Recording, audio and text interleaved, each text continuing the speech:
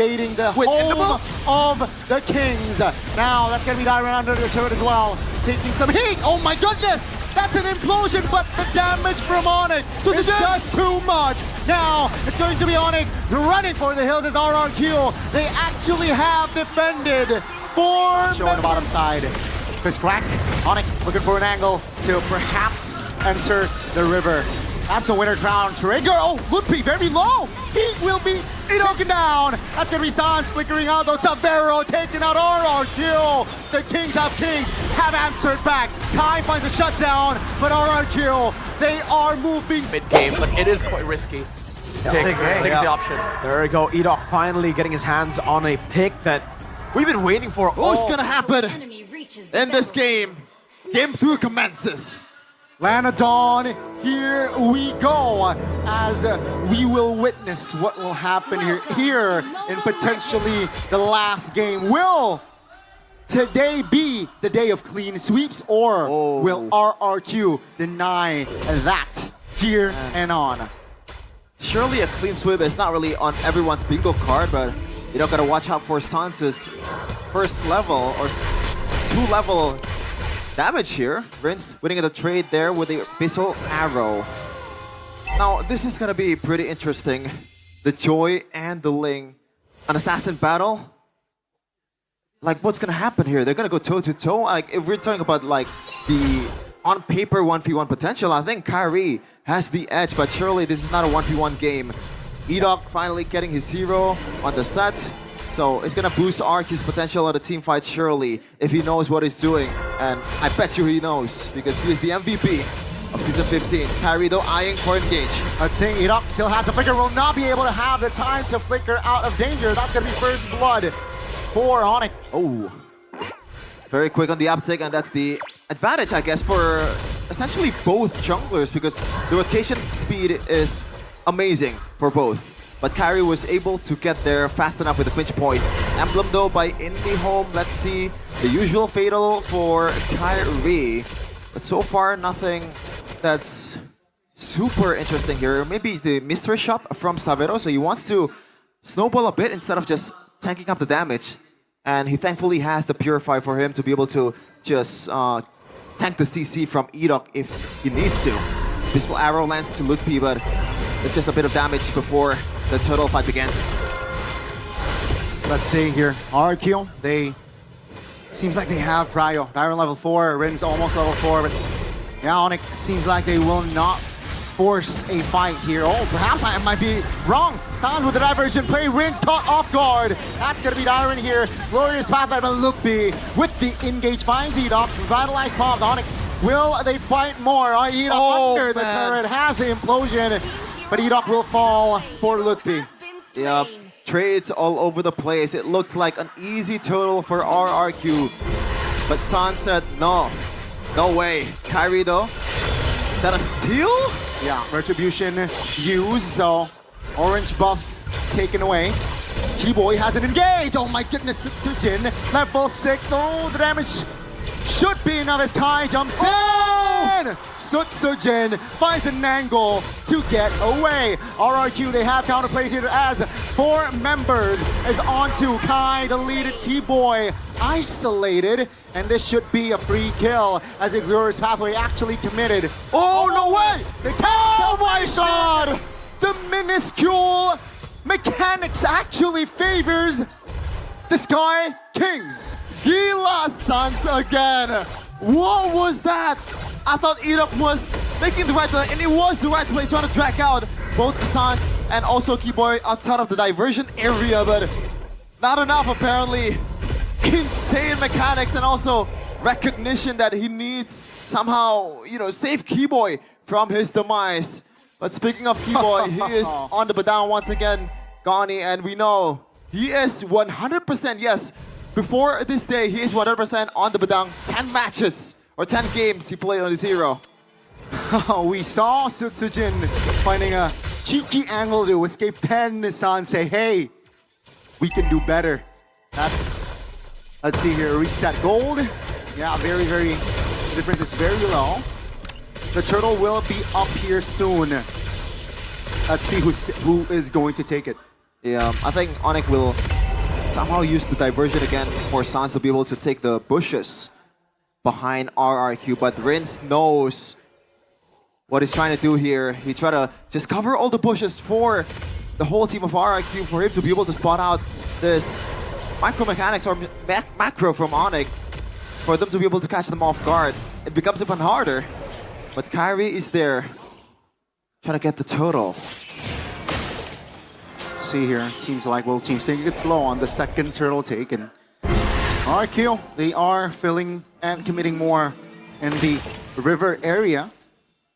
Then again, Kyrie is on a lane. Also, Sitsujin knows this. He is a level ahead. Lutfi looking for an engage there on towards Sitsujin, and yeah, taking it slow. Uh-oh. Okay, some damage towards Sitsujin, but nothing too serious. Kyrie secured the Berserker's Fury. That's a pretty big item. Edocto getting stunned up. Oh, implosion! Yep, on towards one. Severa pops this Purify. RQ, what will they do? Edoc, half HP, Glorious Pathway committed. Turtle half. Selena doesn't land. That's gonna be Lutfi. Sandbag. Oh! Keyboy finds the connection and two members deleted. That's gonna be Sitsujin though, looking for compensation. He moves back, but ONIC, they will be in control of the turtle. Immediately after I mentioned that he is still 100% on the Batang, he proves that this is why he's been unbeatable on this hero. Absolutely crazy from both Keyboy and Sans in this early of a game, and that is why they're the best roamer mid lane duo in MPL history. Sitsujin might be in trouble. No problem for him. Let's see. RQ, they need to at least find something trade-wise. They are behind on gold. Map control. This has to play. That's going to be the implosion. Flicker committed. Two members caught. Tempest Blake also triggered, but nothing else. Sitsujin, half HP. Lutfi misses. Yeah, RQ, they tried earlier, but great spacing from ONIC. Yeah, this is why Batang is such a good pick here. And even the Phobias, because you have this engager, the Edoc, even Sitsujin, is gonna have a hard time for them to be able to get into the team fight, because these two are engage denier, assassin denier. It is difficult for them to make the right play when you have these knockups, when you have these cancels from the first kill of Keyboy, and also not to mention the fist cracks that has been on point in this game. It's 1v1 once again, Sitsujin and Kyrie. This time Sitsujin will take on a jungler, not like the last game. Seems like they will not commit on towards a 1v1 just yet though. Yeah, both teams taking it slow on it. They know that they have Prio here, 2k gold, top lane. Almost taken down. So, yeah, map control, it's all blue for now.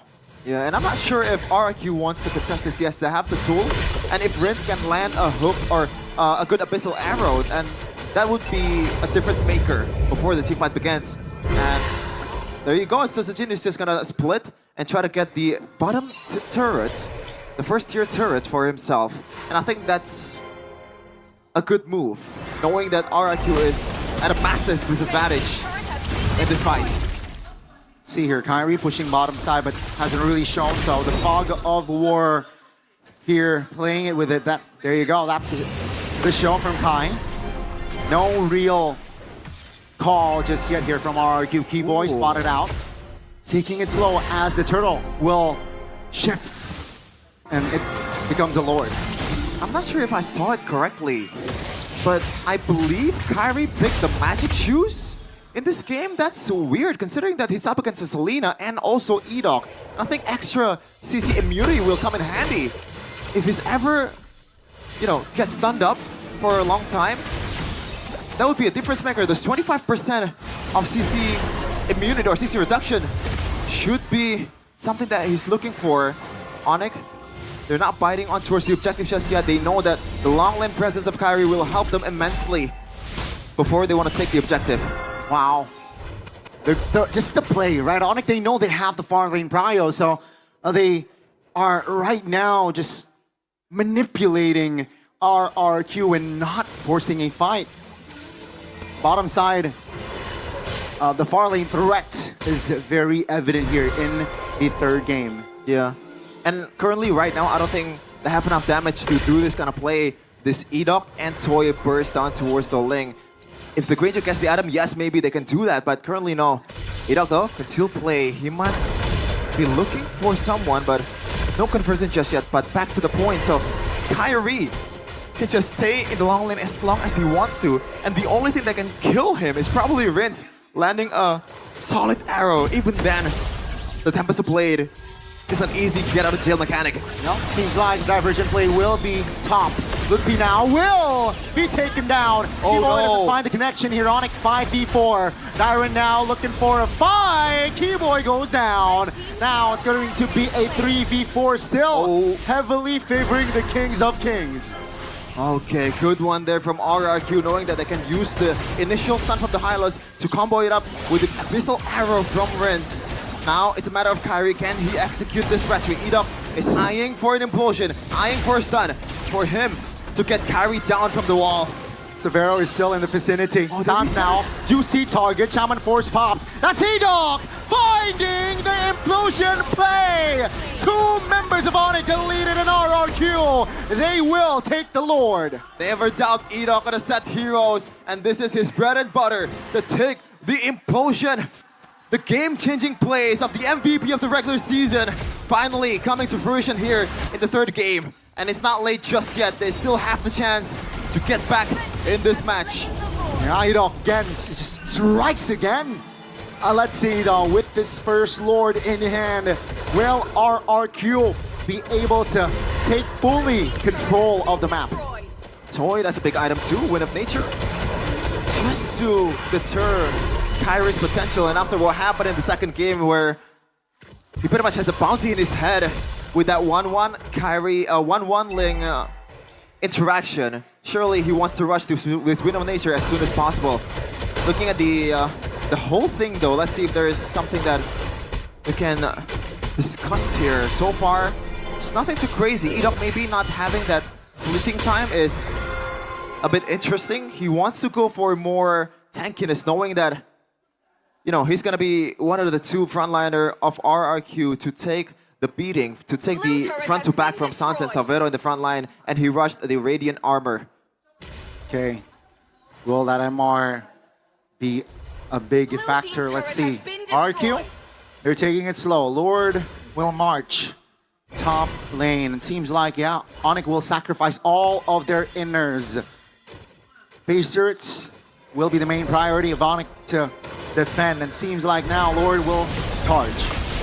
Okay, Lutfi didn't get arrowed. Savero, look at the wave clear, that is immense. And RRQ will just back away. The Abyssal Arrow lands. Nothing too much HP. Base turret top is not looking too hot for ONIC, but at least they have defended. Seems like the inner turret bottom side though will still stand, so that's a plus. RQ, they will siege more as a mid and top enters the vicinity. Let's see, Toy healing out damage here, defending the top lane base. RRQ not forcing anything. They have Pariah on the jungle, so at least Kai does not have his purple buff. Toy starting to hit a bit harder here in the late game. 13-minute mark diversion. Do they read it, or is there someone who's gonna go there? It's Keyboy, but I'm not sure if he wants to make a play from this place unless he has the conceal, but Edok reads that out. Seems like would be half HP. Savero though alongside Keyboy here. Tyrannosaur forces dealing out the damage. RRQ, oh my goodness, in back. Toy repositions Kai.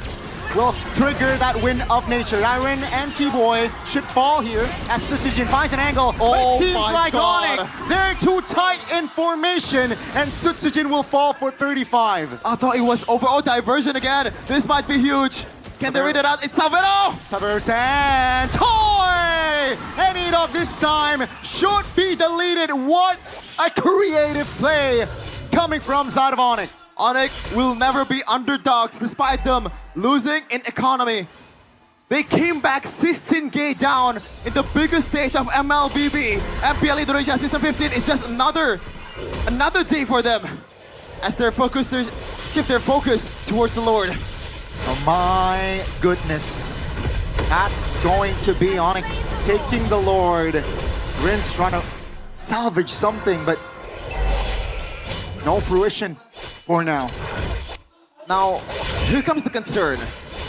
Renz, on this kind of situation, he's not that useful. The wave clear is not there. Unless he lands a perfect arrow to the perfect target, that's the only thing that Renz can do. But with the level of focus that ONIC players has and the mechanic that they have, I'm not sure if he's gonna be able to land those, especially with the fact that Renz will have limited room for him to be able to, you know, shoot these arrows, because the map will slowly but surely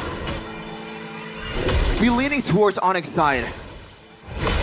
Oh no, That's a on land. cue. That is an arrow landed, but some. Oh my God! Savero finds a solo in the mid lane. Toy taken down. Lord still marching, healthy in the bottom side of the map. That's a legal diversion. Where to? Bottom side turret now. They want the base turret. ONIC is already invading the Wait, home of the Kings. Now that's gonna be diving under the turret as well. Taking some heat. Oh my goodness! That's an implosion, but the damage from ONIC is just too much. Now it's going to be ONIC running for the hills as RRQ. They actually have defended. 4 members of ONIC will down for at least 20. And Jakarta International Velodrome roars with the turnaround from Edok. How? That 4-man implosion was huge. Forced out the Purify from Savero, but there's no Man Force. There's not enough HP. There's not enough shield for him to be able to survive that one. We're gonna take a look at the replay here. Edok spotting, I guess, the overzealousness of ONIC. They just grouped up, knowing that Edok is in front of them. That is not something that he should do against a Tig. This is a hero that brought RRQ or ONIC in M5, came back from 60k down. Surely they know better. That's the thing, man. A little bit of autopilot right then and there from ONIC, right? Just inside of the base. And yeah, a team like RRQ with a roamer like Edok definitely will capitalize on that autopilot coming from their own opponent. So it's another reset. Keep in mind, we are 16 minutes in. So yeah, let's see here. Definitely RRQ have increases their odds to perhaps potentially force a game 4. Yeah, the increased odds are there, especially with the... Oh, it looks like for this Lord in particular, ONIC has the advantage on the long lane because there's no inhibitor turrets for RRQ. So again, that's something they can use, especially this is Kyrie we're talking about.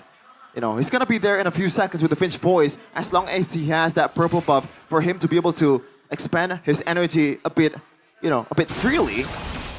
Now RRQ will pull the trigger on towards the Lord. Kyrie decided to recall because he doesn't have that purple buff.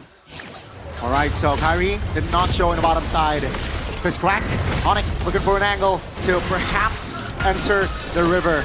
That's the winner crown trigger. Oh, Ludwig very low. He will be taken down. That's gonna be Sans flickering out though. Savero taking out RRQ. The Kings have answered back. Kai finds a shutdown, but RRQ, they are moving forward as again 3 members will be down and out. Only the dynamic duo of Sans and Keyboy can stop this avalanche from RRQ. Can they do it? Oh, Glorious Pathway committed. Sans stunned. That's gonna be Toy focusing, locking the turret. And ladies and gentlemen, this is not the day of clean sweeps. We are going to game 4. Oh man, oh man. All in the back of Edok. MVP. Say it, MVP. With some MVP performance. What a match and what a performance from this guy right here.